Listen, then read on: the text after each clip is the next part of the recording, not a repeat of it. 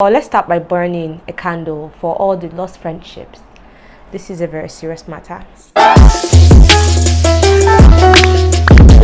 Hi lovelies, how are you doing? Welcome to my channel, your safe space for all things self-care, self-love and personal development. So today I want to talk to us about friendship, toxic friendship, realizing you're the toxic friend, making friendships, losing friendships, and just basically what it's like being an adult and navigating friendship. I feel like recently it's been more discussed, that it's important to have friends. People are really realizing that they don't have friends, and it's needed as you go along to have friends. And I don't blame people that don't have friends. When people always like, oh, I don't have friends, I don't know how to make new friends, I've been burnt by friends in the past. Many of us have been burnt by friendships in the past, giving energy to a friend and then just feeling like you're not getting the same energy back, or something happens, they betray your trust, whatever it may be. And I also know that conversation around how friendship breakups are even more painful than when you break up with your romantic partner or whatever. I think that's very, very valid, because friends, they know, people always say, oh, keep a little bit of like mysteriousness for your partner, but with your friends there's no mysteriousness. They know everything about you, they know everything, at least if you're really good friends, everything about you, until it makes the breakup or when you guys are no longer friends even more painful. I've never spoken about this, but actually realizing that I wasn't a good friend to many of my friends was what pushed me into self-awareness and like taking the journey of wanting to be a more intentional person. It's just because I realized, I looked around, I'd finished from school, and I realized I wasn't the best of friends to people that cared about me. And even my friends, when they needed me, I don't think I was the best towards them, or the way I treated them, that I was really there for them. And sometimes now when I look at the way I am with some of my friends, I'm like, I wish I was this person when I was younger, but obviously we learn as we grow. And also it's also acknowledging that many people weren't friends to me the way they should have been. I had friends that I would give energy to and that they would not reciprocate in the same way. I was always the one looking for them, I was always the one checking on them, always the one chasing, and there was just none of that like same energy back. They just did not care enough to come find me, check out what I'm doing. They're willing to take how are you doing, but never ask you back how are you doing. That thing is very frustrating. Actually, till now, I was speaking to a friend and our relationship has kind of gotten really distant and like strained, and even though I still wish her the very best, and sometimes I might just randomly check on her, it always amuses me that even when I call her, when I text her, I'll check on her, it's always me saying, how are you doing, how's work going, how's everything going for you, how's business going for you, and she would never ask me the same. Like, I don't know if it's because I have this video where I speak on, or because I'm always on social media, so she thinks that, oh, Lola must be really fine, or so Lola is great, she doesn't need me to ask her, which is ridiculous. But she just never asks. Maybe she just doesn't care, and it's fine, because she's not a friend that I rely on for that. She's not actually a friend that I constantly reach out to or need support, emotional or any kind of support from. So to me, it's amusing. I just do it because I'm that kind of person that likes to check on people. And so growing as a person has made me realize that what's just really important is being there for those that are there for you. I know that while I was doing this journey of trying to be a better friend, realizing I wasn't a good friend, I didn't realize that there were some people that were actually showing me real friendship, that were really checking on me, really loving on me, that I'd just not be paying attention to. I'd been chasing after friends that weren't good for me when I had somebody that was right there, when I had people that were checking on me, that cared for me. And so it made me realize that, what, I need to return the energy to these other people. Like, I'm complaining that somebody isn't returning energy to me, but there are other people trying to be there for me and trying to be a good friend to me, that I'm actually not returning their energy. And then there's nothing like when people care for you and then you also grow and then just realize that I actually like this person is actually a great person, and you guys become friends, you build a relationship, then it's just more mutual. When you're chasing after somebody that's just not invested or doesn't care about you, the relationship is automatically from the beginning unbalanced, and it will never be balanced because they don't care like you do. They are not invested like you are. They just can't be bothered. When I say that I was a bad friend, and I don't mean that maybe I somehow found a way to stab my friend in the back. No, that's just never been my energy. But just like, maybe my friend needed support in something and I just wasn't able to provide it emotionally, and that was probably because I was living a lot into my own head, and I just even needed I needed to write my own self in the head before being there. I couldn't pour from an empty cup. Okay, I wasn't emotionally balanced enough to be a good friend, and that's very, very important. If you're not emotionally balanced, like imagine when I'm having problems and then you're having problems, I'm supposed to be there for you, but I'm still trying to figure out my own problems. Like I wouldn't be as present and as focused as I need to be, and I wouldn't be a good friend. And then just because I was someone that really avoided conflict, when I had problems with a friend, I wouldn't be able to communicate. I wouldn't be able to say, okay, this is what's wrong with me, or this is what you did that I don't like. Instead, I would hold it in, I would sweep under the carpet. When they do something else, and I'll act like I don't care, just because I'm still holding on to the anger from before. I know that even friends, this is something that you probably can relate with, because maybe you're the one that did this or someone else did it to you. And communication in friendships is really, really important, just like in every relationship, because I'm thinking, oh, this person doesn't care about me, this person is a bad friend.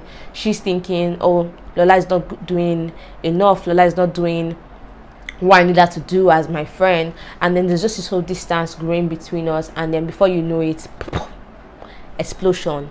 To be direct, don't go through the corners. And that's just not good enough. So I think that many times we need to check in on ourselves. We need to check in that we're actually being good friends. And then sometimes we really just break off relationships and friendships that don't actually need to end, because we don't know how to resolve conflict, we don't know how to handle it well. Okay, so a good example, and this happened a long time ago, was when I went out with a group of friends to a friend's siblings wedding. And so what happened was that it was a bit of a journey, right? So we went to this really far place, and we just went there to show our support and all of that. And you know, I had felt for a long time like I didn't fit into this friendship anymore. Like, they were friends all around me, but I was the connecting factor for them. I was how they met, and so they still tried to include me, but I just wasn't their type of person anymore, and I just didn't feel good in their midst. When we hung out, they didn't make me feel good about myself. I always felt like the odd one out. I always felt like the butt of the joke, but I was still in the friendship, just because, you know, I didn't want it to seem like I couldn't express myself in words how I feel, what I felt. Like, if I'd been like, oh, I feel like you guys make me the butt of your joke, we'd be like, you're too sensitive, or it would have just felt like I couldn't define it properly. So I just held on in the relationship, in the friendship, right? So we went on to this wedding, and then it was kind of awkward, and I was really a kind of person that didn't know how to, I wasn't very emotionally intelligent. So what I would do is, if I felt uncomfortable, I just didn't like something, I would express it without caring how anybody else felt about it. So I didn't really care about how this other person would perceive what I'm saying. All I knew was that my intention wasn't to be rude, but this is how I felt. Like, I was a say with your full chest, this is how I feel, I don't care, I don't want to be here anymore, I don't like this, I don't like that, you get. So while we were there, I wasn't having a great time. It was awkward, I was tired, it was a long journey, I was bored, it wasn't my scene. So while we were there and everything was going on, I think I was just, you know, just maintaining, and just, but maybe my face wasn't looking good and happy to be there. So when we were now leaving, when we were on our way back, we were making fun of people generally. You know how girls are, people are generally, we're just making fun of a couple of people from the wedding and all of that, but like nothing crazy, just nothing like was so mean, just like, oh, did you see this person, or did you see that person, or just like, you know, that kind of thing. So when we got back to the hostel and everything, because this was in school back then later I started hearing gist, and it was the whole thing where somebody told this friend whose sibling went to that I was talking about a sibling or a brother or something, and I was saying this, I was saying that. I don't know who that person is till now, that I said this, I said that, and I was like, I never said any of these things about your sibling. And it wasn't a matter where this friend like actually confronted me and was like, and we've both grown now, and there's no issue, we're cool and everything, but like there was no confrontation from her like, oh Lola, why would you say this? Like, the way friends should communicate, it was just a matter of, imagine Lola saying this, saying that to other people, and other people saying to me that, Lola, could you say this? I'm like, we're all in the bus together, I did not say this, I did not have that, we're all just in together, we're all talking together, I did not say that. It's unfortunate that people can change something that was just pure innocent fun into drama. And so it just became a whole issue. And then instead of like speaking to the friend and saying, oh, I didn't mean to hurt your feelings, and I definitely didn't say that, if you had an issue with me, why didn't you bring it to me, you know? But because there was already an issue before, I was already not comfortable in the friendship, I already felt awkward, and I just did not feel like we had an actual friendship. It just made things really weird, and I hated conflict then. I did not know how to express or confront anybody. If we have any fight, I just want you to leave the surface of the earth for me. I need you to give me space so that I will not see you again, and I never have to express how I felt, and which is very ridiculous, right? It's not very productive, not very adult-like. But then how was I? Maybe I just hit 18, so it was not a good scenario at all. Was I even maybe like 17? I think I was like 17. yeah, like 17, 18. So it wasn't productive. It wasn't, what's it called, it wasn't forward thinking at all. And so that whole thing just made me avoid that. We were quite around each other, we didn't say anything to each other, you know, not good for people that want to keep friendship. And so that meeting scatter. Then later my friend was like, oh, you have to have a conversation with her, you have to apologize, you have to say this is what you meant. And so I eventually did. It made it awkward that day when I had to express myself, when I had to say, oh, this wasn't what I said, this is not how I felt. I felt my heart beating out of my chest before she even picked up the phone. I felt like really cold. My nerves were really cold. My stomach was shrinking. God, my heart was beating fast. I was just, I don't know what I was scared of. Not like she can beat me, but I just really hated confrontation. And I felt really bad because I never want anybody to think that, you know, I'm mean-spirited or that I was just unkind about their family member or anything like that. Like, I never want to hurt anybody deliberately. So it was a really awkward thing. And that kind of resolved things, but not really. It was just a so we can move forward kind of thing. And I just feel like, even though right now there's so many ways I feel like I could have resolved that issue, so many ways I could have handled that matter from the beginning, because I know now. But those are the kind of things that happen that, you know, strain a relationship. And, you know, I've always been a kind of person that has kept different groups of friends. I see that thing now, if I like, oh, have your friends for partying, have your friends for deep issues that they can discuss with you and help you, have your friends that can push you professionally, you know, all kinds of things. Have your friends for gisting, have your couple friends. And although I think that those are things that sometimes happen without you planning it, I have different types of friends that don't know each other, can't mix with each other because I'm the only connecting factor. Maybe they don't really have much in common. I have many friends like that, but that doesn't mean that I'm grouping them in, oh, this is what you are for partying, this is what you're for. I feel like any friend that I have, I would be able to discuss anything with you. I'll be able to discuss if I'm having problems. I'm able to discuss if I'm having career issues. I'll be able to discuss. You might not be able to really relate, but that doesn't mean that I can't discuss it with you. I think if you are having different groups of like shallow friendships, that's just not meaningful to you. So I strongly disapprove and disagree with the whole having separate group of friends for party for this, and they're not really your friends. What if you go to the party and then maybe something happens and you need to get back home, then because you guys have gone out to party they leave you stranded? I know a story of that. So what if they leave you stranded? What if they leave you hanging because you guys are only surface friendships? They can't be there for you for anything else. It's just for hangout, chill, just and then go by. What's the point of that? Have friends that, you know, you can have different groups of friends. Maybe you meet them separately and that's just how it happens, but that doesn't mean that you cannot get full well-rounded friendships from each of them. You get me? There's also the issue of that they might be good people but they're just not good friends. And I have that where I know people that they are genuinely kind, they're so nice, they're just, you know, they're really good people, but they're just terrible friends. They just don't know how to hold a relationship with somebody else, and that's quite all right. And you then wanting to hold on to the friendship just because, oh, she's a good person, she's kind, I like her, I've been friends with her a long time, I like him, I've been friends with him a long time. And it's like, but they are not good friends to you, but they make you feel bad about yourself, but they underrate you, but they make you feel like shit, but they're not good for your self-worth, but they're not good for your confidence, but they niggle at you, like, but they're toxic to you. So maybe you should give them space, but we don't just want to acknowledge that because, like, oh, we find excuses for them because they are good people. That's not a good enough thing. You need to find people that make you feel good about yourself. Like, I can never understand how I'll be friends with you and you can't compliment me. And I had these friends that I would dress up because in school I like to really dress up. So I would, and I really like to experiment then. When I feel like I even experiment less, and then I would like dress up, I would wear my outfits. My friends would not say a single word of compliment. My friends would not be able to say you look nice, you look good. And then when I go out, when other people see me, other people are like, wow, Lola, you look so good. Wow, Lola, I love that outfit. Wow, Lola, I love that hair. And I'm like, I left with people. Why couldn't they say any of these kind things to me to make me feel good, to boost me? So not what friends do, but they are just like secretly jealous. They don't care. They don't just want to make you feel good about yourself. They just, you know, jealousy was rife in the air. And it's just a thing where, you know, or friends that you would look crazy, you look so silly, you look so badly dressed, and they will not be able to tell you, don't wear that outfit, because they're trying to look cuter than you. They'll just let you wear whatever. Oh, not my business, so minding my business. I don't know how she'll take it. I think that's a really terrible thing when your friends can't tell you honest, like when your friends can't be honest with you. I don't believe in all that minding your business in friendship. Like, if that's the issue, then you shouldn't be friends with them. Oh, I don't want to tell you, I don't know how she'll take it. You're a bad friend. What do you mean that you don't know how to take it? If the person can't take the truth from you, then you shouldn't bother being friends. That's lying, and that's not friendship.